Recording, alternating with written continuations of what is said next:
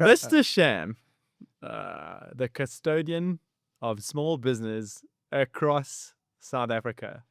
My friend, I'm so stoked to have you here today. Honestly, like my cheeks are red because I'm so happy. Dude, it is the first episode of the Real Good Podcast season 2. And I could not have a better human being sitting in front of me, ready to tell me their life story, all the bad, all the good, and everything in between. You have just come off one of the most successful launches of your latest endeavor. I want to let you tell us all about it. But first, you got expelled from school when you were 17. And I want to understand what the heck happened in Joburg, where you were born from a Lebanese family way back when. I know you are still in your early 30s, right? Wait. Tell me about yourself and who you are for the audience who don't know you. Murray, thank you for having me, bro. I love sitting down with you in private and on camera. It's cool. I think the better way to tell you who I am is kind of to start with that story about getting kicked out of school. I wish I had a more rock star version of it. And it wasn't. The real reason I got kicked out of school is because I hit a parent with a bag. Yes, but it's not what you think. It's that ever since I was young, I've hated bullies. There's a particular moment in school where there was this white kid beating on some smaller black guy. And you know how lighties are. They have a little bit of a crack with each other. And you can kind of stand that if it's one and done. But he was being a bully. And so this is a guy that I knew quite well. Went over to him, said enough is enough. And then he took a crack at me, but I wasn't that small guy. And so we had it out. And wouldn't you know it, this little twerp went and told his dad that we got into it. So 2 days later, here's this kid's dad waiting for me in the parking lot. I'm 17 and he's an able-bodied parent, you know what I mean? So long story short, he comes bolting after me, and obviously I put 2 and 2 together that this is what he had come after me for. And I remember running with my backpack on my back and thinking, he's actually really fast. My only way of getting out of this is stop at some point, swing the bag and knock him off his feet, which is what I did. And the prelude to that is that I went to a very uptight Christian school. So I was basically, lacking authority for a parent. And this plays to a bigger role, which is that whole schooling system, not just because it was Christian, I have nothing anti that per se, but the schooling system at large is a very uptight system. It wants you to be autonomic in everything you do, and you're not allowed to ask this golden question, why? So why do we study this? Why do I need this? The answer is almost always, well, this is how we've always done it. This is how it is. You're the student, I'm the teacher, shut up. And from about 13 to 17, this stopped making sense to me. It's crazy because I was really good at school academically. But as soon as I got into high school and I was like, but why does this work this way? They didn't like that type of questioning. And so although I landed up knocking a parent off his feet, he was largely coming after me. And more broadly, that whole system was like, well, now we've got our excuse to just get rid of this oak. Thank goodness. And so they did. And in hindsight, it was the best thing that ever happened to me.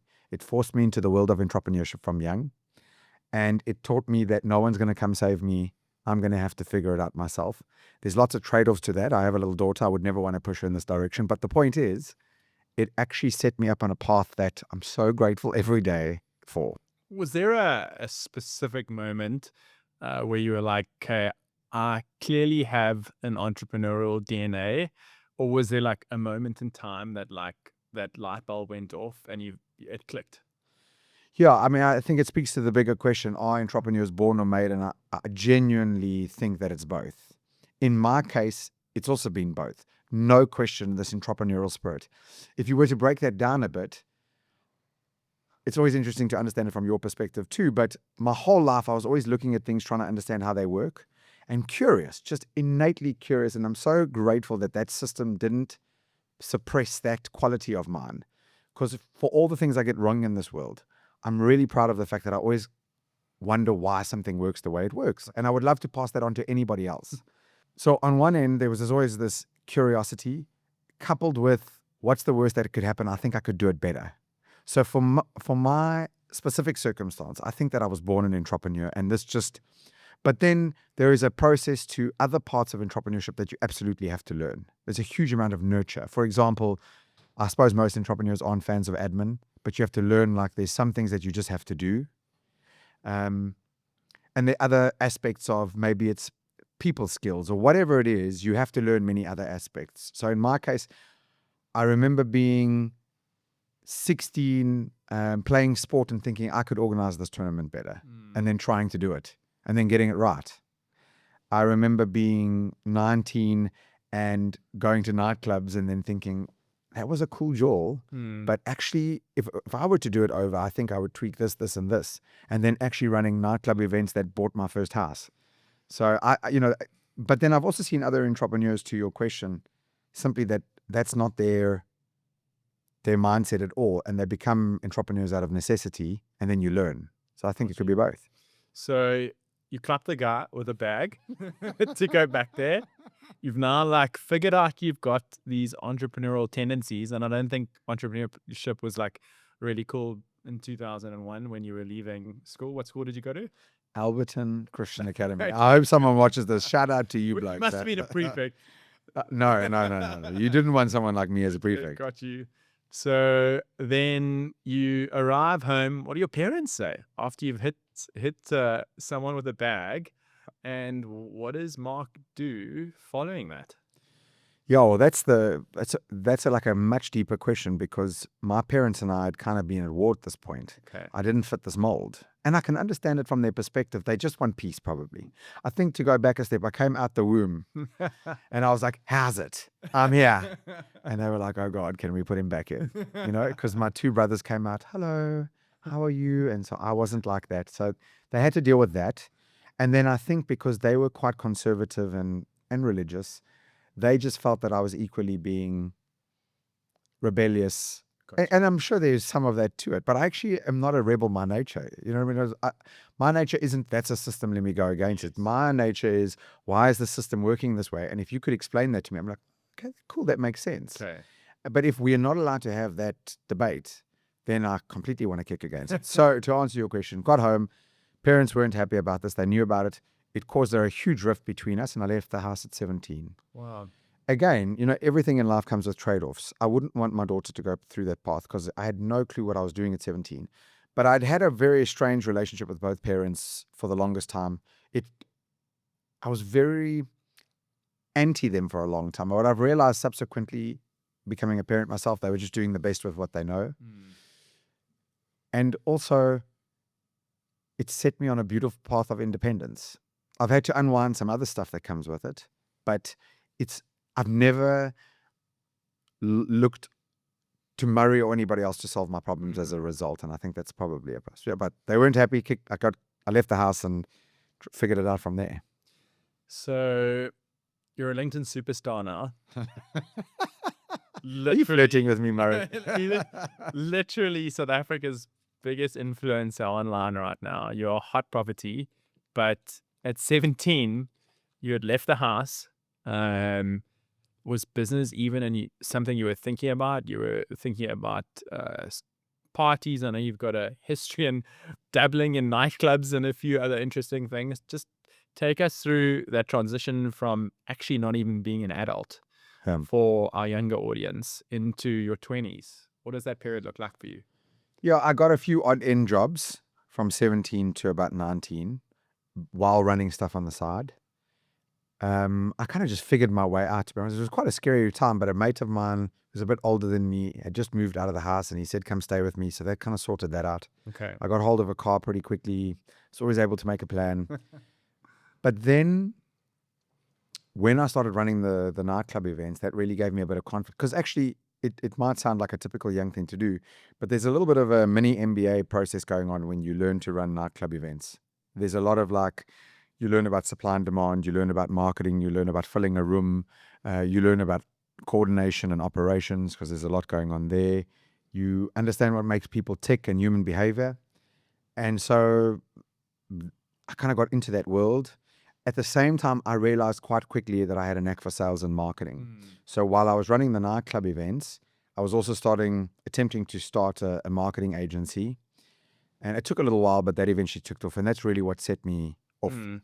I did realize at some point that the nightclub lifestyle wasn't my shtick because I love it too much. So I had to unsubscribe from that sooner than later. And luckily I did it. I really enjoyed the nightclub setup. Like I said, it bought me my first house. So it wasn't for nothing. But it was also lots of drinking, too much jolling during the week, can't focus. And at some point I realized this is not for me. Got you. So I made this flip into the marketing world and a few other things. Struggled for a while, really hit my straps at 25, 26 and never looked back. Did you actually open a nightclub, or was it parties that you were running? More parties using other people's nightclubs. Okay. We did land up, I got into this too late. By about 29, I got hold of, like your foray into different property things that eventually becomes neighborhood. All these different things. I got hold of a space that I called Malachite. It was like a social club at about 28 years old. A big indoor-outdoor venue, which kind of run like a nightclub in patches, but I try to turn it more into a day-night market and other things like that. Cool. Loved it. And then when I really realized enough is enough, I just gave it away. What did branding and marketing look like pre-social media? Because we're talking like when you're 17 to 22, right? Yeah. Was Facebook around? No. Facebook came around for me, and I remember joining May 2007. It's quite a moment for me.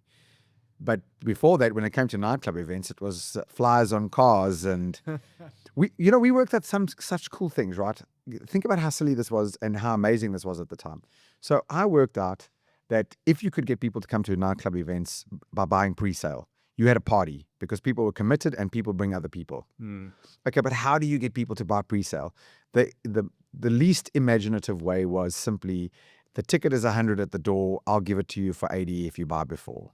Like big whoop. Versus what we would do is get one of our DJ makes to like cut a mix, and we would not put it in just a random CD cover. We would like print it quite nicely. We would have a booklet inside that was really well produced with discount offers from restaurants and clothing stores, this whole thing. And then we would say it's $100 pre-sale and it's $100 at the door. But if you buy the pre-sale, you get this really cool mix, and it's like a collector's item. I wish I had one to show you here because it's really well done. I always had an eye for that type of thing. Have you still got one? I've got a whole bunch at home. I'll never let them go. I'm going to show my daughter one day when she thinks I'm a total nerd. And that would get and limited. There's, if you want 300 people at the party, you want 150 of these, and we would move them so quickly. And people loved it. And even then people try to copy that, but they couldn't get the spirit of it quite nicely. And so instead of saving that $20, we would just spend it on the CD. Yeah. And our parties would rise. And then that allowed us into a space where we could get a deal on the bar. We could get a cut of the bar, which was unheard of at the time. And people would come to us and say, could you do that? Like, why would they do that? But it's quite funny that we've just had Daniel Priestley here, because this idea of oversubscribed was something that made sense to me when I was a youngster. Yeah, got you. So that kind of rolled, but by 2007, social media did come around, and it changed the whole game. Changed the whole game. What has stayed the same? So what was different in the branding and marketing space pre-social, and what stayed the same? That's a very good question. What has stayed the same? I still think that people naturally look with their eyes, and there's storytelling behind it. So whether it's social media or pre-social media days, your ability or inability to tell a story, however that looks, it could be like that CD that I'm telling about is a story that you're telling people, Completely. not just what they're hearing on the CD. And also deeply understanding that people don't buy what other people are selling, they buy what other people are buying. That, to me, all that social media did was scale the distribution to get to more people. But then in doing that, social media also created a vortex of, it's never been easier to get hold of people, so it's never been harder to get hold of people. Social media has now created a new value. If I came past Neighborhood in a week's time, which I might do, and give you a handwritten note, how would you feel about that handwritten note now in the world of social media and WhatsApp? Completely. So they may be inverted, but I actually think there's much more similarity than difference. I love a good combination of new school and old school principles. We started printing, as soon as social media came out, we used it very successfully. But then 2 years later, we started inviting people with with their names on like a poster. Awesome. Because what better than, now everybody's using a Facebook event. So you getting a personalized letter as an invitation was like genius. And all it was a mail merge. Got you. But it worked. So you started building a brand early on for yourself, even if you didn't know you were doing it. You then migrated into this big bad world of agency life. Yeah. Talk me through that transition from running nightclubs and buying houses to the big bad world of agency. I know it's a dog eat dog world in that space. Tell us about that. I think the way a lot of people think about their life is either in nouns or verbs. And a lot of people who become lawyers, doctors, accountants, and marketers, they think of themselves as a noun. It just never landed for me. I was like, I'm not a marketer, but I market. I'm not a speaker, but I speak. And that has kind of stayed true to this day. But what really threw me into the plunges of the world of digital marketing was half opportunity and half necessity. I was running the nightclub events. I kind of got into a bunch of different businesses. You know what it's like when you can't keep your focus straight, so you try a whole bunch of different things at once. I started this online fragrance store called Fiatara. It was doing quite well. The suppliers then eventually got angry with me for grey market importing product. And long story short, they said, if you don't open up a physical... I said, can you supply me? They said, no, unless you open up a physical retail store. Before I knew it, I've loaned R1 million at 25, somehow convinced people to give it to me because of the online sales, I think. Got you. Can I open up this physical retail store? I did it. I actually did a really good job, but I knew nothing about retail. And the thing bombed. And suddenly I'm R1 million in the hole. And it was a partner's father who had lent us most of the money. I felt a real obligation to pay this money back. So I'm suddenly in a world of trouble. And my dad keeps saying to me, you should put together the social media workshop because you've learned, you really are good at that part. And so it's so funny.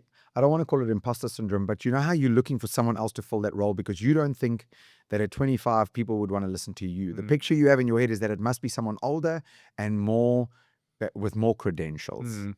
So I keep looking for this person who's going to come teach businesses about social media until one day my dad is like, geez, boy, there's no social media school that you can go to. So no one is more qualified than you. Besides, they want to hear from a young person. And as soon as and then I owe this money. So I'm like, oh, I better do something. So I put together a digital marketing workshop for social media and how to use it for business. I use a bit of email marketing and social media to get it out. We charged $2,000 the very first time per person. And we got 40 people. I made 80,000 Rand in a day. And you can imagine, I owed R1 million. So I was like, I just paid back 8% if I keep this. And the first time these people came to the workshop, they had no clue what I was about to present. I gave it my absolute best out of necessity. And they were so taken back that they were like, cool, we really understand how this digital marketing thing works, but we want you to do it. Do you have an agency? And in typical entrepreneurship fashion, I'm like, of course I have an agency and of course we can help you. I'll go back. I'm like, register an agency. And so I started enjoying this boom where I would get paid to market the business through the workshop and then get paid to do the work. And just automatically, without sounding like I was just better at other people than it, for a simple reason. I was too naive to understand how real marketing is supposed to work. So I was just figuring it out from first principles in real time with the help of the internet, while other people were getting all technical about marketing. Got you. And I was just using data, since digital has suddenly become measurable, to just figure out if I'm doing right or wrong. And so I just moved up the ranks pretty quickly, paid the R1 million back. You paid it back? I paid it back and bought a GTI, Murray. That's you must know. You would have got a second back. Yeah, well, I mean, I knew I had to pay the money back. It was lent from someone close to us. Man, good. What a great lesson to. Wow. That's the bigger lesson, is how to be R1 million in the hole at 25 and figure out how to get out of it. Because once you do it, you're like, oh, it's just money. It's just like, it wasn't fun to be precise. Yeah, but, oh, okay, it's malleable. I can kind of get out of these situations. Yes. Also, money comes and money goes, and it's not, your worth shouldn't solely be tied to this. I mean, Yes. easier said than done, as you know. I hear you, man. Okay, cool. So now you're running social media. Clearly, you're natural at it, obviously. Where to from here? You've obviously become, again, like this bastion of small business in South Africa. It's the Yes. most incredible thing to watch online. And you've built this incredible community of probably really a few thousand people. I know that you're working on a membership model that's been really successful, and I want to get into that as well. But Yes. take me through the time from when you've just paid that Yes. million rand back to where you are today. well, first of all, it always feels weird to be answering these questions because normally I'm the one asking them. And I'm always trying to figure out how I can make it meaningful to move it from just a biography about someone's life to actually valuable. Got you. An interesting thing happens. I'm running the digital agency. I'm doing quite well. We get up to about, at a max, 40 staff. Real lessons there in running that many people. But I had some really good wins in terms of hires early on. Got you. As I started to grow the agency, I also started to grow the quality of the client. Let me rephrase that. The size of the client who I was dealing with. And what I didn't know then that I know now, there's actually a beautiful niche where you're in the middle, where you can still, like, Neighborhood would be a perfect client back then for me because I could deal with you guys directly. I could deal with the decision maker. And you guys don't have so much red tape that we can't get stuff over the line. But as I started to work with really big corporates who I won't name because I have a hate relationship with them, it just became impossible to deal with people who genuinely didn't get it. Yes. And they would give you like a long laundry list of what you couldn't do. So it was a lot like driving a Ferrari in second gear for me. And I started to get to a point of resenting this marketing agency because now I'm making more money than I've ever made in my life. I don't want to overshoot it. I'm not like a bazillionaire, but I'm comfortable. Yes. I don't really want for much at this point. Yes. But I'm not fulfilled at work at all. Subsequently, I'm also still running the digital marketing workshop, but getting bored of speaking about marketing only, finding other interesting topics to speak about just for fun. Some of them land, and other people are saying, oh, you speak about marketing, could you speak about this? And before I know it, I'm speaking all over the show. And a thought drops on me, which is, I am now 28 years old. I'm getting paid 30,000 Rand an hour to speak at the time. I'm getting paid more money in an hour when I do speak than most of the people in that audience get paid in a month. And I'm only mentioning this number because I also wouldn't be able to go to that company the very next day and get a job interview. They would say, you have no matric, you're not qualified. Now think about that juxtaposition. That's nice. They pay you this enormous sum so that you can go impart your wisdom on them, but you couldn't get a job with them. It tells you about the break in where this is. And so this gets me thinking, like, education's quite broken, isn't it? It's like a few catchphrases that always come to mind. I started to realize, the future doesn't actually care how you become an expert because they're paying me here, but they won't let me be in here. Crazy to me. And so it got me thinking about, as the world starts to change kind of exponentially more than linearly, we can't keep going back to varsity every 4 years post-graduation to keep upgrading our mindset. Yeah. So we're almost going to have to utilize two forms of education, formal at first, but then informal learning, which is the only one I've ever used because I don't have a matric. I'm going to have to use both of these to kind of figure out life as we go along. And as this became more concrete in my brain is when I started Suits and Sneakers, this idea that I'm going to run these. So every time I tell people, I've got this event or this is how informal education works, you can learn this skill on YouTube. 10 years ago, they looked at you like you were smoking your socks. And so I just thought, let me just run an event with 4 entirely different speakers and show people what my version of education looks like. The idea that you're going to walk out of this event without a certificate and it'll make that information no less valuable. Got you. And that was the beginning of Suits and Sneakers. The problem is when you put these two side by side, the marketing agency, which makes the money, but Suits and Sneaker, which lights my fire every day. It was a year later, I sold off the marketing agency for parts. Got you. And I was over it. Sorry, for people who don't know it, where did the name come from? It's a great analogy. Like, this is a great thing about branding. You could either call yourself ABC Training Facility, you know what I mean? And you'll be like, it's like kissing your sister. You could do it, but it's not right. advisable. Yeah. Or you could come up with something that captures people's imagination. So you're going to come to an event like this. I'm coming to the Suits and Sneakers event. What's that? And as soon as I plug in that the future of education, especially for adults, the future of learning is going to be this blend of formal education and informal education, which is a lot like me today. I'm wearing a suit with sneakers. You need both. And that visual of me being on stage representing the informal, the sneakers, with the suit, I thought was quite powerful. So we called it Suits and Sneakers, and clearly more popular than calling it George's Trainers Union for, you know? Okay. You have 2 other businesses as well. So you've developed the Thrist. Have I pronounced it correctly? The Trust. The Tryst. Yes. Sorry for It's getting that okay. wrong. It's okay. I'm going to blame my Durban accent. And you have a media business as well.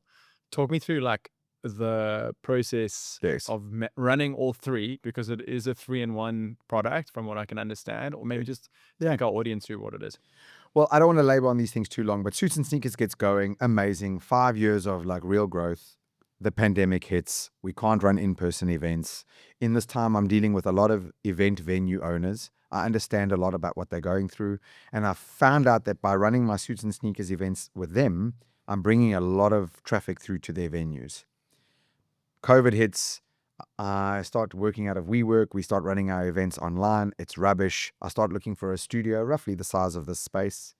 I can't find one that really hits the button. I go into Property 24, as you must every other night, and I find myself visiting a 1,300 square meter building in Joburg in Woodmead, and it's COVID time, so my brain can't help but think, take a little stab at this venue, like offer them such a cheeky offer that what else are they going to do? If they say no, what have you lost? I did. And before I knew it, I was suddenly an event venue owner. I just underestimated. COVID. Yes. So this is the time that you want to put 1,300 people into a Yeah. venue in like Well, June of 2020. I negotiated a decent enough deal at the time, but my thinking was that it was set up originally just for virtual. Like think of it as a big studio, really. But my feeling was we're going to come back to normality at some point. Yep. I just didn't realize how long that would take. But the thinking was we come back to normal. People have gotten used to the online version of things, but they crave the in-person. We are going to specialize in this hybrid eventing solution space. So you would use us very specifically to do this type of stuff. Have an audience behind us, but do this and give people the option. Yep. And that proved to be a very good idea. What I underestimated was just how fickle the eventing market is. It really is. Remember, I was doing all of this not knowing when normality returns. So you're just putting one foot in front of the other. If I had known how it would all work out, maybe I wouldn't have done that. But in the moment, I'm watching a little bit of savings that I have dwindle. And because you don't know what's going to come, you're like, I got to make a move because I'm just going to watch this resource dwindle. Then I have to go ask for money when I'm in a bad position. And that's not where you want to be. And so I'm just figuring it out. And I've always relied on my ability to figure it out. And for the most part, we got this right. Yes. So the Trist is the venue, but what the Trist allows us to do is then bring back Suits and Sneakers events so we get to use our own venue. Also, Suits and Sneakers events really acts as a powerful marketing tool for the Trist. So these two have dovetailed quite nicely. Yes. The media business has only kind of come alive again in more crazy times. When you have this ability to enact, I've got a disease, Murray, that you may understand, is that I'm very good at a specific skill that I don't want to use to make money. Yes. I could make a lot of money. I've never worried. If I wanted to be a full-time speaker, I could generate $250,000 a month with no overheads. I could do it like it's tomorrow because I've done it before. Yeah. It's just, do I want to spend my whole life being a speaker only? I just don't feel like that's an impact. Well, do I want to switch on marketing? Well, you have to deal with a certain level of human being and you have to do stuff you don't love. And so the thing that makes me so excited about the world is helping small businesses and seeing them thrive because I know how hard it is for them. It just happens that they're very hard to monetize. So this is the disease.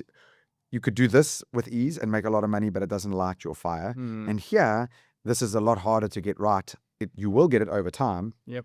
It's just you look like a pauper in the process. I think you look like a blazer doesn't look like a pauper to me. Thank you. But I really appreciate that. I often speak about the fact that we're only here for a short time, right? We're Yes. tenants on this earth for as long as God gives us. Yes. And we need to do work with meaning. So I fully back your... You know, when you said that the other day, Murray, I cannot tell you how that rolled around in my head the whole day. We are tenants in this world. Yeah. It's a beautiful framing. Yeah, and I just think it's such an important thing. I think entrepreneurship in this country and globally is super important. It helps solve problems. It changes generations, and specifically in a South African context, which is where your passion is super exciting. So I want to delve a little bit more into this club membership model that you're building, because I think that's super exciting. We're seeing social clubs like come up all over the world. Every brand has a coffee shop that it's starting, and it's harder and harder to build community. Even the word itself is becoming a little bit cliched. It's used in every single brand, but I think you're doing it well. And I know because I'm a member of Suits and Sneakers, and I just observe. Yeah. And I think it's one of the most unique communities that you've built, or that anyone has built, really. And I think it's so important. Tell us about that. Suits and Sneakers as a membership runs like a non-profit. It's a for-profit business. Yes. It should be. I think you can relate to how hard it is to build a business on your own. And just the other day, we had you at Suits and Sneakers trying to glean from all the lessons that you've had in 20 plus years of running property. And it's only when you take the time to tell your story, kind of like I'm doing now, you're like, wow, that was brutal. And you're still not out of the, like, when none of us are out of the woods per se, because you basically have to go pay rent every single day. So in COVID, there was a specific moment when we got shut down. It was so brutal the way it happened. In my case, you have a very immune government saying, you know, that thing you did for a living, which is in-person events, you cannot do it anymore. Also, we won't help you financially in any way, but stay home and don't spread the rash type of thing. You know what I mean? Like it's like, we're going to tie your hands behind your back and throw you into the ocean while wishing you the best. Yes. I've always known entrepreneurship to be lonely and isolating, but that day, that patch, you realize how much of life is a single player game as an entrepreneur. Like, I love you, Murray, but you and I, even if we become besties tied at the hip, unless we are business partners, I can't pay your rent for you long term and you can't pay mine. Yeah. Cool. And as much as I love you, you still got to get up and brush your teeth every single day. Even you and your wife have that same, like, you can love each other to death, but it's still a single player game. You still have to get yourself up. You have to move. And it's life is hard enough in that. I don't want that to sound morbid, but that's the truth. Yeah. Life is a single player game in that instance. So it's hard enough as it is. Now add running a business, being a dad, being a husband, whatever.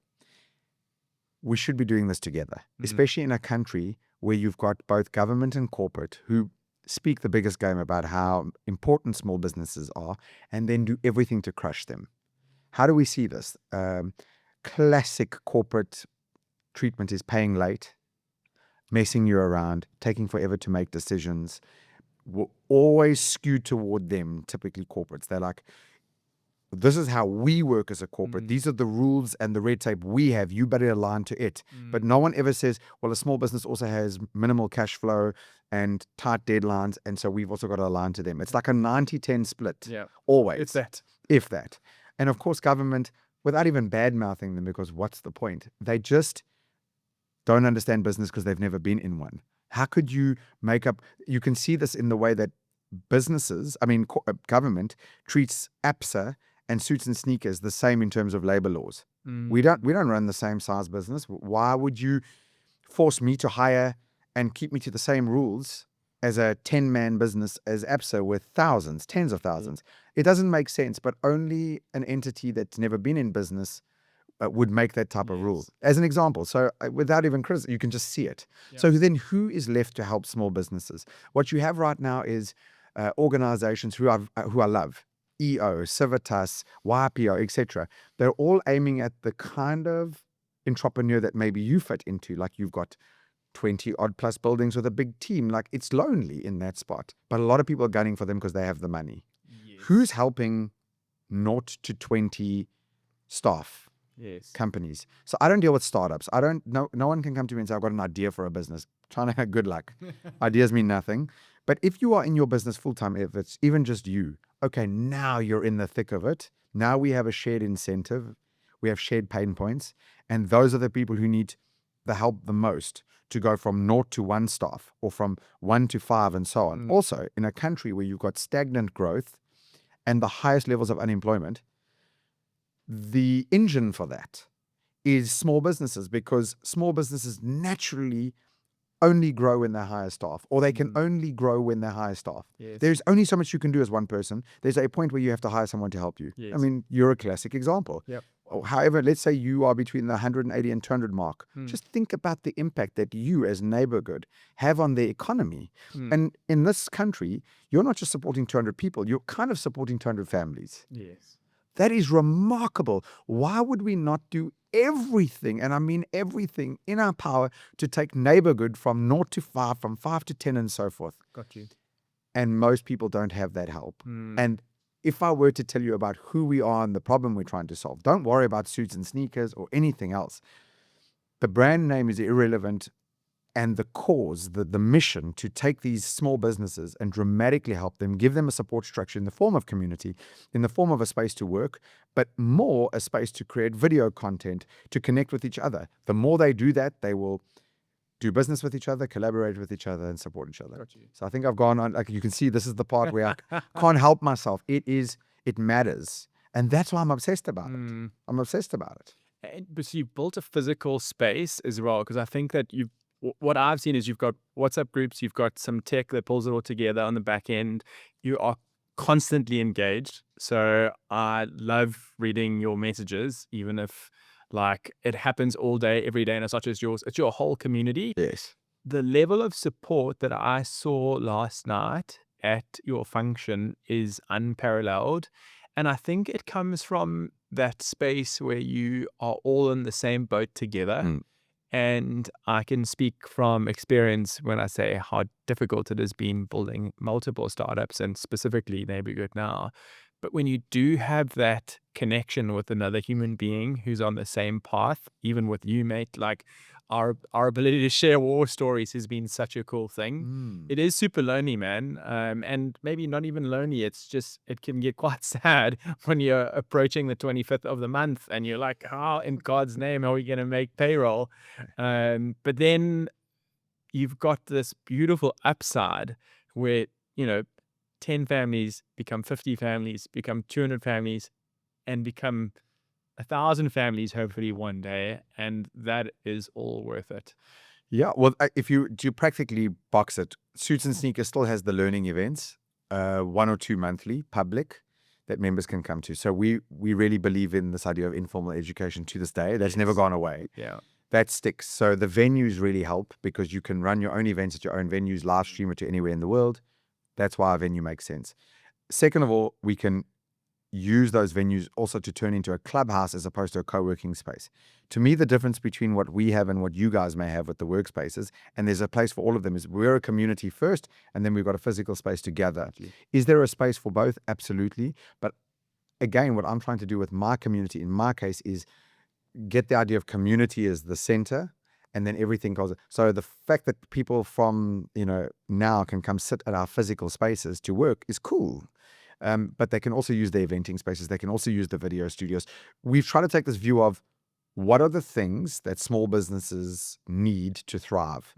We think they need support structure, Yep. a la community. We think they need to constantly upgrade their mindset to understand. A lot of small businesses just suffer because out of ignorance or just out of not lack of know-how, lack of experience. Got you. So definitely that's where the learning is. That's why we asked to interview. That's why I was very specific about interviewing. It's not, I love you and I think you're a great speaker and we're mates, but actually you've been through a real journey with building Neighborhood. There's a lot that we can glean from that. And as a fellow entrepreneur, I asked you to come there because I was like, I know the story well and I want people to understand a lot of what, right now they're just seeing a ton of these neighborhoods around the city and they don't know what has happened to get to that point. So the learning community, the community, the learning aspect of it, the physical space to come sit, the video studios, and it will continue to develop into what are the things that small businesses need? How about mentorship programs? How about later on we have like a PR agency that only PRs the people in our network and helps market? And how about we create our own VC fund to fund members internally? Yes, how about like you can just keep going? Yeah. What happens if we literally hire a team of lawyers, accountants, etc., who are just on call 24/7 for the people? Even if you don't use them permanently, As part of they're there because how often do you find small businesses struggle with legal issues, accounting issues?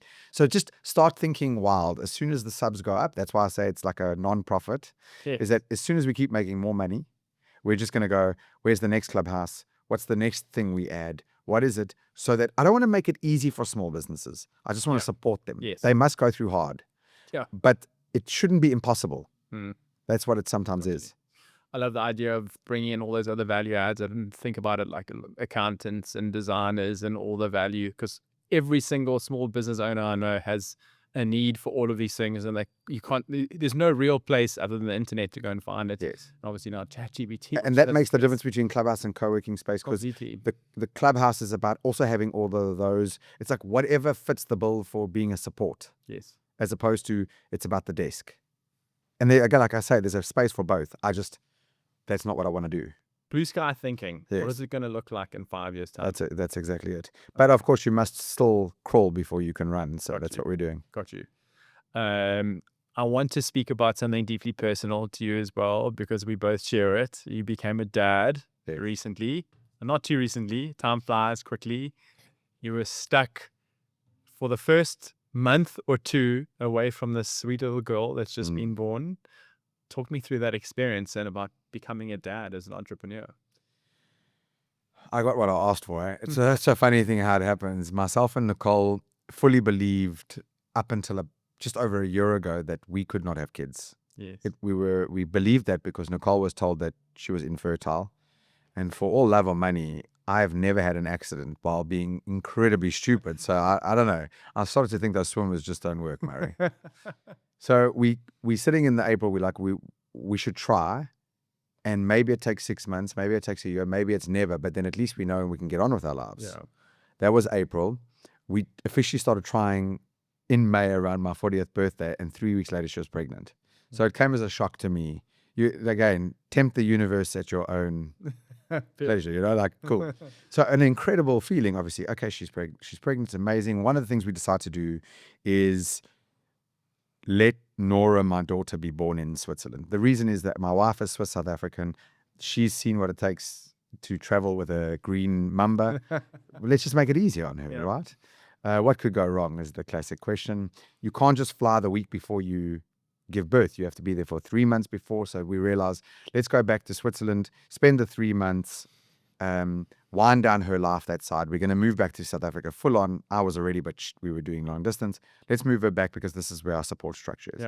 We have Bubba that side. Amazing. But now we have to get Nora this Swiss passport, and they need a whole bunch of documentation from me. They gave me one set of things to get, and afterwards we realized it was other stuff. So we get to a point where my 90 days runs out on my visa. I have to get back to South Africa to keep running the business. Nicole's stuck in Switzerland. We don't know how long this is going to take. And in the end, it took 7 weeks, where it's quite brutal. Here's your daughter. Have her for a week. Cheers, you can't see her again for another 7. That was agony. Taught me a lot about how the world operates, and just, again, pain. It was really interesting. But all's well that ends well. They get back. You're 7 weeks, 8 weeks behind in parenting compared to your wife. That's an interesting thing to learn. And then you're going through all the parenting newbie understanding. Just no one prepares you for how full on it is. But also, it's always 2 things at once. It's like the hardest thing at first, the most beautiful thing. Yep. And they're both equally true. She's 6 months old now. I've got a much better handle on it because I suppose, like you, the entrepreneur in me has tackled it from every. I've researched it. I have lived it. I'm not scared to make mistakes. I try, I experiment, and most of all, I love this little girl. I am in. I'm all in with her, like you are. And it has taken a 2025 that has actually been quite hard and given it real texture and meaning. And it sounds cliched, but when you're in that moment, you understand what I'm talking about, as I'm sure you do. Has it changed the way you think about entrepreneurship, having a daughter? No, it hasn't. I reserve the right to change my mind to your question, the answer. But I would say that it's changed. I always wanted a balance. And I also know that balance, work-life balance, when you're building something intensely, is impossible. So I'm trying to measure these. What I can do is I can bring Nora to the office a lot.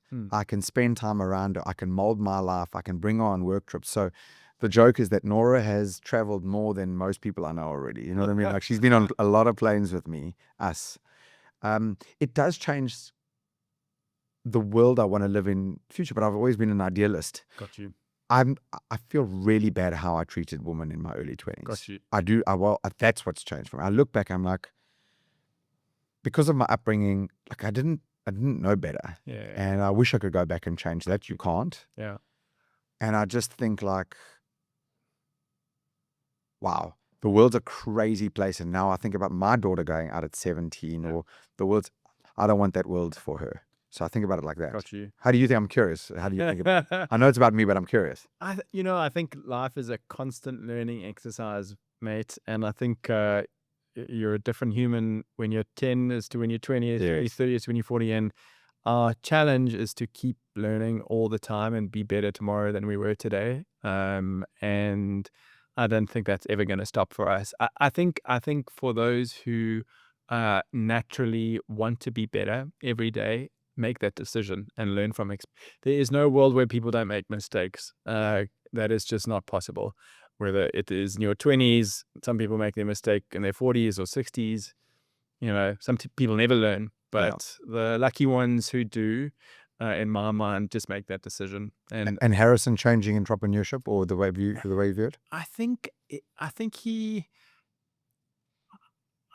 I've always, it's my deep love, the built environment. And I think that comes from my dad and that inspiration and maybe just this world around me that we've created, myself, Kim, and Sinjin, our co-founders. And it's again, it's wanting to leave the world a better place and for our kids and just, in a way that I think is more sustainable. I think that for me personally, joy comes from so many different places, from so many different things for different people, and it means so many different things for people. For me, it's one thing finding love in real estate. For Harrison, it might be acting, or it might be gardening, or it could be anything. And the main thing for me is that he loves something and he has a passion for something, because that creativity that you and I have in our businesses is expressed in different forms to different people. And that is the main thing, more than whether he's in business or whatever it might be. But I'm obsessed with him. We're obsessed with him. He has the kindest little heart in the world. I wonder where he gets that from. I know what I mean. From my wife, Kim. And he is just the best of both of us. Yeah. And if he takes after either one of us, amazing. But what I think is going to happen, he's going to be this unique personality. And if he gets into business, then awesome. If he doesn't, then that's also cool. And yeah, I just want to be, for me, I guess like he's almost in a way replaced that relationship I had with my dad. Yes. Which was this like looking up to him and just being guided by this big human being. And now in a way, like, even though he's my son and he hopefully will one day look at me like that, have the same I recognize those same feelings in how our relationship is together, if that makes sense, Yes, it makes perfect sense. Yeah, and I think that's the most incredible thing to have as a parent. So yeah, it's just what a world to live. They give you like this real. I actually, I've got a great. I just thought. I think what it's saying is it gives you, it puts an extra fire under your ass to get It going. absolutely does. That for sure. Like this year, when we're going through various ups and downs, you cannot just be thinking about yourself. And in a way, I had an out before. I've never had to use it, but what's the worst that could happen if it's just me? I come stay on your couch for a bit. Yeah. Cool. Okay, but now it's a little bit different when Yeah, I've got a wife sure. and a child. And so I think it just motivates you. Every morning I spend an hour and a half with her first so that Nix, my wife, can kind of get going for the day. And you sit with her and she's just happy to sit up. She loves this little toy at the moment that she's playing, like such simple value and joy that she's getting. Yeah. Okay. And you look at her and you're like, wow, she is not fazed by anything happening around the world. Sure. And also, I'll do anything to keep that little bit of joy going. I'll do anything. Yeah. So that has changed where you're like, I'll run through buildings if I need to, just whatever it is. Completely, man. That is the value. You work with Nix, your wife of? Yeah, we've been married for about 18 months. Okay. But you've been together for a long time. Yeah. Well, 3.5, 4 years. Okay. It's long enough. But that's another extraordinary thing. And I have the same good fortune because Kim and I started the company with Sinjin. But most people struggle with it, I would say. It's worked out beautifully for you. I was chatting to Nicole last night, and I can just see how supportive she is and everything that you're doing. She was laughing at you on the stage when you were swearing your... You haven't said an F-bomb, are you? Yes. So we might need to just But she was just laughing so much, and I could just see how supportive she is in you and in what you guys are building together. And I just felt like it was super genuine to like have that conversation with her. Well, here I know I'm preaching to the choir. It's come up more and more that if you want to be in the world of entrepreneurship, find a supportive spouse. I think that's very cliched, but it's so true. Got you. That human has walked through fire with me this year, because when you have a child, as you know, you think differently.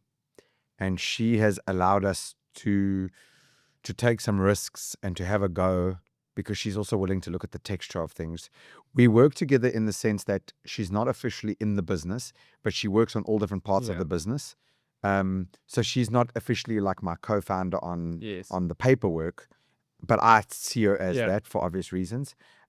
She is always trying to find reasons to make things work. She's not scared to tell me when I'm taking on more than I can chew. She is the voice of reason. But like today, man, she sent me a voice note to say, all of this work that we've done, I think it's already paid off with this main event and bringing Daniel Priestley out and whatever. And she is looking at it from the framing of that's an investment, whereas someone before might have said, you're just reckless. You're being reckless with money or whatever. And I suppose both are true. It depends on how you frame it. But to have a person, you know this, Murray, that when you work with your partner, the ups and downs carry through late into the night and early into the morning. They have to weather your emotional states and everything else. It doesn't get better than her in my life. Got you. It doesn't. I don't know how this year would have gone if it wasn't for her. I think you make a plan. Yeah. But again, she adds this layer of texture and meaning to everything that happens. I can say it honestly, hand on heart.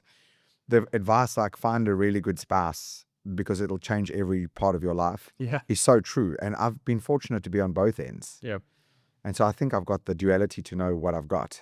And she's going to have to do a lot to get rid of me. You know, like I'm going to hold on for dear life. And I suppose where you could completely relate is I find myself saying every day, I wish I could give a Nicole to other people. Your, like my version of Nicole, I wish you could have that to people who don't have it.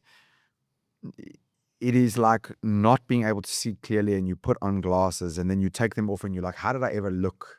How did I ever see the world this way? And I suppose I could wax lyrically. I mean, her friendship fees are expensive, so I have to say these things, you know. Yeah, you man. But, and then having a child with this human, I will say for sure, as you know, do not have a child with someone to fix a relationship, because it's a tester.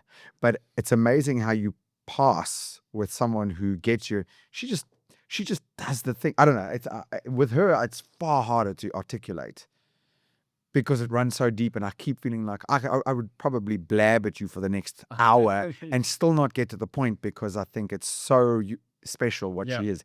But to have that backing, I was saying to her brother-in-law, my brother-in-law this morning, I said, you know, she left Nora for 4 days. It was the longest we've ever left our child for this whole week. And just knowing she was there in the audience, just seeing her sit there and laughing, and that is like, makes it all worth it. Got you. And when she's not there because she's looking out for Nora, it feels a little bit empty. Got you. And it's weird to not eat my favorite pizza without her and Anna. Well, I know you get this. So the joke of the week was, if you have a shitty spouse, get a new one. Just find one that's like Nicole, and you'll be good. Yeah. Dude, I want to thank you for your time today. You are one of the most genuine people I know. I am so excited about where your business is going to go, and the value that the club that you're creating and the membership that you're creating and the community that you're building is going to have on South Africa and hopefully the rest of the world. I'm still going to drag you with us to San Francisco and the US. I promise you. Wait. I'm busy getting my visa. Good. As we speak. You've got a space to stay with us when you're in San Francisco. I love how your mind thinks. I love the fact that you have chosen a path that speaks to like genuine fulfillment for you and not just making money. I think that true sustainability comes from so much more than just making money. Yes. And I think you've chosen that path. Might not be the easiest path, but I can tell you, when you look back at the end of your tenancy on this earth, you'll be happy that you did. And you're an example to entrepreneurs, not just in South Africa, but across the world, including myself. So thank you for being on the show today. We couldn't thank you enough. And I can't wait to see your story, man. over the next few years, 10 years, and just be a friend. Can I close it off by saying that the joy of the whole hard journey has been the community. The irony Yes. is the group of people that have been so incredible, including you. In those hard times, you realize that you actually don't need much, but what you do want is a support structure yourself. Yeah.